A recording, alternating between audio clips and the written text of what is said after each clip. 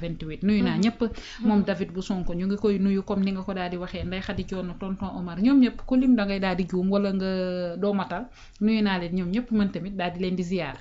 ci la bokk mu ngi noonu ci la bokk ñoom danoo baax suñuy xarit lañ. waaw suñuy xarit lañ danoo baax mu ngi noonu ñun ak yéen ñoo far. ayca comme ni ma ko waxee rek ñu yëggale dem ci beneen sujet waaye ba tey lu ñu daal di jógee ci wàllu justice yoon ak yoonal moom mi nga xamante ni moom moo di Cheikh Gueye mii di ñu nuyu Cheikh Gueye mii di ñu nuyu nga baal ma mbaadu Cheikh Gueye mi ñuy wax ci dossier kii bi non Cheikh Gueye depuis Montpellier Cheikh Gueye bu baax bi la. damay ragal dossier bi ñuy wax ci entre Ismaïla Madior Fall. Cheikh Gueye bu baax bi la ak Modou Gueye. waaw déedéet du bii. du bii. kon Cheikh Cheikh Gueye doom baay maa ngi lay nuyu. moo ngi noonu waaw kay. doom baay nuyu naa la ziar naa la moo gën a wóor. Cheikh bi day bëggee Média 28 ak Rawaan.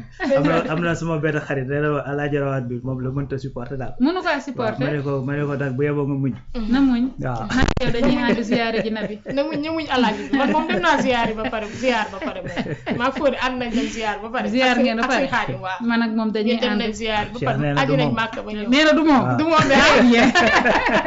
Cheikh yaay leeral de dëkk bi wóorul yaay leeral bu baax a baax mi ngi noonu mais xam nañ ne du yow ñu ngi la nuyu bu baax a baax ak ñi nga xam te ñoo nekk fu fekkee Montpellier ak ñeneen ñëpp ñi nga xam te ñuy seetaan à travers l'étranger di bàyyi xel bu baax a baax li nga xamante ni moo di suñuy programme ayca moom Farba Ngom comme ni ma ko daal di waxee ak ki nga xamante ni moom moo di Tahirou Sarr ñoom pôle judiciaire financier ba bàyyiwu leen ba tey ndax moom mi nga xamante ni moo di Farba tey ji nga xamante ni moom moo di démb altine bokk ñaar fukki fan ak juróom-ñett ci weeru avril bi nga xamante ni ci lañ daal di nekk jëlee nañ ko ci prison daal di koy yóbbuwaat ngir mu daal di indi ay leeral yu ñu koy daal di laaj ci moom Tahirou Sarr nag moom le 30 lañ ko daal di woolu pour mu daal di moom tamit ñëw indi ay li nga xamante ni moo di leeral liñ leen daal di toppeewaat beneen dossier bu ñu teg seen kaw muy association de malfaiteurs moom lañu daal di tegaat li nga xamante ni moom moo di seen ndodd beneen mbir bintalaay comme ni ñu ko daal di waxee rek moom Farba ak Tahirou pôle judiciaire ba bàyyiwu leen teg na leen gët bu baax a baax teg leen loxo war na leen bu baax a baax te wàccegu leen soxna Rouba information boobee nag suñu naataango ya nekk ca Libération ñoom ñoo daal di xëy nege ni tey daal di koy béral di xam ne ni kii di Farba Ngom nege ni tey ci bu 10 heures jotee dina daal di dem foofee nga xamante ne nii moom moo di ca pôle judiciaire financier daal di dégluwaat ñi nga xamante ne nii ñoom ñoo di daal di juge yi ngir ñu daal di yëkkatiwaat yeneen charge yoo xamante ne nii dañ koy daal di teg ci kawam wax nga ko bokk na ci association de malfaiteurs et que soxna Rouba lii doonoon na loo xamante ne lu ñu doon xaar la ci dossier ki nga xamante ne moom moo di Farba Ngom parce que Farba bu ñu nee rapportu CENTIF ici on parle de 125 milliards ñu ne yow ñu ngi la ciy toppee 31 milliards yoo xamante ni tey jii nii war nga kaa mën a ñëw daal di koy leeral boobaak léegi Farba mu ngi def ay pexe di cautionner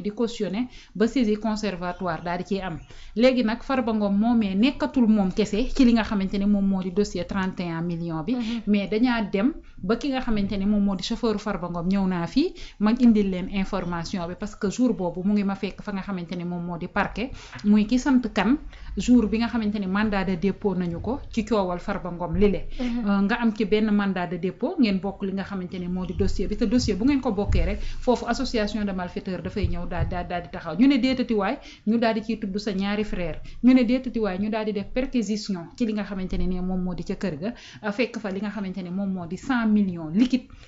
wala ëpp na ko su ma juumul 100 millions wala 100 millions lañ fa daal di fekk liquide ak yoo xamante ne bu nekk 10 millions bu ci nekk 10 millions moo ci def ñu fekk fa 100 millions liquide fekk fa tamit li nga xamante ni moom moo di ab chèque boo xamante ni ci sa tur la nekk loo xamante ni tey dafa gën a leeral mbiri parce que buñ fa fekkul woon chèque bi nga xamante ni ci turu Farba Ngom la nekk mënees naa doon loo xamante ni avocat yi buñ koy plaider loolu dinañ ci sukkandiku mais dañ fa fekk chèque boo xamante ne nii ci turu Farba Ngom la nekk mu nekk ab facture boo xamante ne nii moom la ñu daal di fekk ci biir coffre ba muy loo xamante ni tey jii tamit dafay gën a corser sa dossier te perquisition boobu bañ koy def dindiwuñu àq ak yelleefam parce que nag ci teewaayu ay avocat ñoom ñoo daal di fekkee li nga xamante ne moom moo di perquisition boobu ñu fekk fa tamit koppar ga say frère ci dossier bi ba mu commencé dañ leen a tudd ci ay société écran ñu daal di ciy tudd say frère tey jii nii lii daal di ciy dolleekuwaat moo tax yoon dafa sew yoon bu la jàppee ngir lii dossier bi leneen dolleeku ci dalay woolu nga ñëw toog say avocat toog juge bi toog mu ne la dossier bi yokku naa ci chef d'inculpation yi détournement de deniers publics laa doon lay toppee blanchiment de capitaux laa doon lay toppee yokku naa ci association de malfaiteurs yokku naa ci escroquerie yokku naa ci entre autres kon dafay ñëw ñu jox ko information boobu ci ay kanami avocat am bu ko paree mu daal di delluwaat li nga xamante ne nii moom moo di cellule am et que dossier Farba Ngom ku yaakaar ni lu oyof la oyoful ndax saa boo xëyee gis ci loo xamante ni da nga ciy daal di duut sa baaraam xaar Tahirou Sarr moom bu ñëwee moom tamit yan charge la ñuy daal di dolliwaat ci kawam ban chef d'inculpation bu nouveau moom mooy tegu ci kaw ki nga xamante ne moom moo di Tahirou Sarr. mu ngi noonu ay ca rawal noo jàngatee dossier Farba bi nga xamante ne chaque jour day gën a corsé wu. oui xam nga déjà Farba dossier bi dès le départ la couleur était annoncée parce que si on rappelle procureur dafa defoon nu ma koy tuddee ci réquisitoire introductif boo xamante ni dafa viser woon 10 personnes plus X. donc 10 personnes plus X yooyu souvent ma rappelé ko ne la Farba lañ ci doon dégg Tahirou Amadou Sall ak le frère de je pense Ibrahima frère Farba bi. tur yooyu rek lañ doon dégg mais yeneen tur yi doon ñu ko woon dégg donc yeneen tur yooyu ñoo nekk actuellement di feeñ. C'est-à-dire le cas Farba Tahirou da nga koy suivre tu as l'impression d'être dans un film mafieux. da ngay am impression que da nga mel ni ci film bu mel ni Ozark nga nekk wala yu demee noonu. parce que c'est-à-dire nan laa koy tuddee c'est que plus ngay creuser. plus effectivement yeneen di feeñ. plus yeneen di feeñ parce que en réalité Tahirou ak Farba li ñu brassé ci avoir ci am c'est-à-dire loolu ñaari nit mënuñu ko. Ça c'est impossible c'est-à-dire tu peux pas brasser 31 milliards wala 91 milliards wala am li ñu ci avoir 22 titres fonciers. su ma juum 11 titres fonciers voilà 11 titres fonciers donc tout ça mënoo ko brasser. ak benn segu 11 milliards boo xamante ni c'est certifié. boobu c'est Tahirou xam nga donc c'est-à-dire mënoo brasser tout ça en étant tout seul. Ça c'est pas possible forcément dina am une association gis nga boo demee aux États-Unis dafa am lu ñu tuddee la loi RICO xam nga la loi RICO mooy parce que dañ daan gis ni souvent yu mel nii bu amal maanaam ñu ndawaan ñi bere bese yi ñooy daanu mais kilifa yi kenn du leen jàpp. parce que pour nga taxal leen ci mbir mi mooy jafe. ñu dem ñu génne benn loi boo xamante ne la loi RICO la tudd c'est-à-dire ça c'est pour permettre gis nga bu ñu jàppee benn mbere bese nii comme ñu jàpp ku ndaw. maa xam nga qu'est-ce qu'il doit yow def nga de comme tey ñu jàpp ma nekk benn escroc bu ndaw. donc man escroc bu ndaw bi ma doon buñ ma jàppee léegi jàpp ne damaa bokk ci organisation kenn du ñu soxla xam ndax kooku man li may def moo ma koy def la ou pas de dañuy xool rek ndax man ak moom am nañu relation hiérarchique ndax am na luy wane preuve buy wane ni moom dina may jox ordre ma koy exécuter. dès l'instant moom ko luñ ma jàpp dañ ko koy toppee. mais fii boo ñëwee au Sénégal c'est le contraire qu'on a eu c'est-à-dire ponkal mi lañ njëkkee moo tax ma ni ça a été effectivement un signal très fort. parce que tey Farba. jàpp chef de bande bi di wër bande yi ndaw yi. ndax indicateur bi ngay am xam mooy lan. Farba keroog ba mu wootee añaam xoolal la fa dem ci ay nit. Farba bi mu wootee ci permanence ba xoolal li fa dem ci ay nit. Mansour Faye ak ñeneen ñi ci des bi ñu leen toppee ba ñu wootee ci permanence ba xoolal ñaata ñoo fa dem Mansour Faye moom wootewul sax te pourtant mooy le frère de la première dame. moo nekk goro président de la république. te moo amoon ndombal tànk. te moo géré plus de 1000 milliards. ci ministère yi nga xamante ne moom la ñu boole buñ ko boolee lépp. nekk ministre pendant les 12 ans de Macky Sall. fu mu toll nii bu wootee picc du ko wuyu. Farba dafa woote chaque jour prison bi day fees dell. bien sûr da lay wan envergure politique bu Farba Ngom. donc kooku boo ko mënee teg loxo keneen du la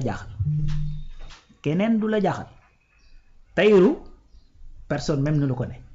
moom kaa moo gën a yomb a régler parce que ba léegi déggoo ko mu génn déggoo ay avocat am génn ni rien du tout mais si tu es capable de prendre Farba Ngom teg ko ci prison bi pendant tout ce temps là c'est-à-dire beneen mbéremese du la jaaxal te mënoo téye Farba nag yam ci loolu c'est-à-dire tout ce qui lui ont permis effectivement en complicité pour que mu mën a réaliser forfaiture bii ñu koy toppee ben ils vont tomber. D'ailleurs Farba l'avait encore dit et son avocat l'avait confirmé bis bu ma daanoo ñu bari danañ daanu. léegi nag ñu bari ñu dinañ daanu boobu en réalité ñi nga xamante ni tey dañoo nekk dans une posture soit d'opposant wala dans une posture bañ a ànd ak effectivement ñi fi nekk ak yu demee noonu dañoo jàppoon ni ña ma doon waxal certainement ci régime bii la ñu ne parce que peut-être ñoom lay def clin d'œil ak yu demee noonu et moi j'ai toujours soutenu que loolu mënta ne parce que li tax il y avait pas cette possibilité parce que ñii ñoo fi nekkoon pendant plus de 12 ans donc booy topp wala ngay jàpp mënoo jàpp ki nga xamante ni day soog a agsi n'est-ce pas donc Farba kaawam bi comme ni ko Binta lay waxee c'est pas un cas simple. du cas bu simple. et puis beneen affaire bi gën a compliqué kii bi mooy et je le dis très souvent mooy que ni rapport scientifique moo ko téye xam nga bu fekkoon ay rapport Cour des comptes la wala ay rapport OFNAC sax mën nañu comprendre. mais rapport scientifique moo ko téye scientifique c'est-à-dire déjà kii jiite scientifique c'est un inspecteur principal des impôts et domaines. c'est-à-dire enquête lu jëm ci wàllu finance moom. c'est-à-dire mbiram la. boole ci scientifique day am magistrat bu fay ne dafay am 2 agents de police yoo xamante ne dañ fay ne dafay am ay agents des douanes yow ñooñu noonu bu ñu seqee dossier ba enquête ci ba produire un rapport. pour nga mën cee échapper bu ñu la ci tuddee c'est extrêmement difficile. moo tax d'ailleurs un rapport scientifique procureur du ko téye. procureur bu ñu ko joxee tous les autres rapports procureur da koy téye rapport Cour des comptes mu ngi ci procureur ba tey rapport OFNAC bii ñuy toppee gars yi nii ci affaire Covid 19 beeg yu demee noonu mu ngi ci procureur ba tey demagul instruction comprendre alors que rapport scientifique bu yegsee procureur da koy transmettre directement au juge d'instruction parce que effectivement ñiy produire rapport scientifique procureur ci boppam dàqu leen enquête. Bien sûr. c'est-à-dire c'est des faits documentés parce que en réalité d'abord pour que scientifique jóg il faut qu'il y ait une dénonciation. Il faut mu am signal. Il faut mu am alerte de la part de la banque bi mooy gis transaction bu suspecte. wala agence bi nga xamante ne fa la agence scientifique bi nekk gis transaction bu suspecte mu jóg daal di aviser ñooñu jóg nag def seen enquête. bu ñu enquêté gis nga bu ñu gisul ci yow dara gisuñu ci yow dara mais bu ñu gisee effectivement ba topp ko ba produire seen rapport pour nga échapper ci rapport boobu c'est extrêmement difficile. moo tax gis nga actuellement nii Farba. pour qu'il puisse s'en sortir ci liñ koy toppee yëpp ça va être difficile tu vas voir de plus en plus des gens yu koy fekk ji foofu que plutôt moom mu génn fekk leen ci biti voilà parce que certes nag il a la présomption d'innocence comme ni ko justice prévoir et tout ça mais en réalité faisceau d'indices et de preuves yi nga xamante ne moom mooy nekk ci rapport scientifique ba ñu koy transmettre juge d'instruction ça veut dire que du lu woyof c'est des cas qui sont très graves d'ailleurs scientifique dafay wax les transactions suspectes mais dafay xeex également contre tout ce qui est corruption blanchiment de capitaux mais également tout ce qui est financement lu jëm ci wàllu terrorisme pour te dire à quel point la affaire bi nekk loo xamante ni c'est très sérieux gis nga lu jëm ci wàllu terrorisme gis nga bis bu ñu la ci inculpé maanaam bu ñu lay jël si say droits dañ koy restreindre ba mu ndaw pour wan la à quel point la nekk loo xamante ni c'est d'une gravité extrême d'ailleurs mi ngi noonu moo tax boo xoolee fan yëpp bi ñuy tudd Amadou Sall ak yu demee noonu bi ñu nee surtout que sax dañ ko convoqué ma ne nag saa waay xam naa ne ay nelawam wàññeeku woon na mais fu mu toll nii ay nelawam xam naa ne war nañoo jeex takk surtout nag sa maman malheureusement mi ngi noonu parce que keroog bi ñu tuddee frère am rek gis nañu état bi mu tolloon donc xam naa ne bu ñu tuddee doom ji ça va être encore pire mais raison pour laquelle il faut toujours se rappeler que suñu constitution kenn la protéger et à la limite ñi mu protéger mooy le président de la république kooku moom dafa am protection sinon les ministres te protection bi c'est relatif parce que haute cour de justice mën na la faa yóbbu n'est-ce pas sinon député yi ñoo fi am mbalaan te mbalaan bi gis ngeen fu mu toll nii boobu ba tey ñu ngi teggi dañ koy teggi donc fu mu toll nii ci réew mi kenn na fi am protection le fils du président n'est pas une protection en soi c'est-à-dire tu n'as aucun privilège c'est-à-dire le seul privilège que tu as c'est d'être le fils du président ou d'être la dame du président c'est tout c'est-à-dire boo fi defee dara amul ay procédures dérogatoires amul ay procédures spéciales ni rien du tout dañ lay woo tu viens tu t'expliques boo defee naka sa dul noonu ñu def li nga xamante ne moom la yoon prévoir ci yow moo tax képp ku ñu fi tee jox ay ndomba tànk sóoraaleel ni ëllëg effectivement tu vas rendre des comptes. Bien sûr. il faut nga sóor ko il faut que cette pression là pèse sur ñi nga xamante ne dañ leen di dénk et à plus forte raison ce nouveau régime qui est en place parce que ñoom ñooy conduire actuellement ce redressement donc quelqu'un qui est en train de conduire ce redressement effectivement yow du ñu mën a am ci yow benn nan laa koy waxee c'est-à-dire on sera plus exigeant ci yow que ci ki nga xamante ne moom ñëpp xam nañ ko ci ndëngteeg ay luubal ak ay yu demee noonu tu vois donc il faudrait que cette dynamique là soit maintenue ñu dem ci jusqu'au bout képp kuñ ci tudd ñu tudd la une bonne fois pour toutes comme ça qu'il y ait des tabous qui sont levés une bonne fois pour toutes dans ce pays parce que des fois nga gis sax benn affaire booy poursuivre ñu ne te nga ko teg ci suuf parce que boo ko continuer fee la jëm de waaw il faut que tout ça là effectivement qu'on règle ça une bonne fois pour toutes dans ce pays que ce pays là mën a tegu parce que xam nga man des fois ce qui me révolte un peu tu vois des pays qui se sont yu dem seen yoon yoo xamante ne en 1960 ba ñuy jël indépendance suñu gannaaw lañ nekkoon y a des pays yu nekk di dem seen yoon en 1999 c'est-à-dire ñoo tolloo waroon ñu raw ko prends toujours le cas du Maroc que je prends toujours parfois en exemple. Maroc xam nga lan la ñu ëppalee woon en 1900 bi ñuy dugg ci année 2000 yi phosphate c'était le premier producteur mondial de phosphate ñun ñu nekk les deuxièmes kese ils ont exploité ce phosphate fu mu toll nii lépp lu ñuy dundee ñoo koy bay waxuma souveraineté sécurité alimentaire la ñu am parce que ñi ngi exporté fu mu toll nii daanaka fruit boo gis Sénégal lu ci bari Maroc la jóge boo demee le pays est transformé pourtant la population dañuy wax ñoom ci seen bopp sax que ni dëkk bi dafa raw population bi ndax seen état d'esprit et cetera yu demee noonu. Pourquoi? Parce qu'ils ont eu un état une élite boo xamante ni ñoom li leen ñor mooy na dëkk bi dox seeni poor su bopp ñoru leen mais fii Sénégal dañu daan tàmm di gis ne benn nit ay tekki ci koñ bi ñëpp ñëw jokk ci kawam muy def ay njuuj njaaj ngir di gérer ñooñu c'est-à-dire loolu la ñu war a def nii renverser ko la tendance voilà renverser la tendance ñu xam ni dans un pays c'est-à-dire il faut que mérite bi primer bien sûr mérite du fii laa bokk du fële laa bokk du parti bii laa bokk famille bii laa bokk loolu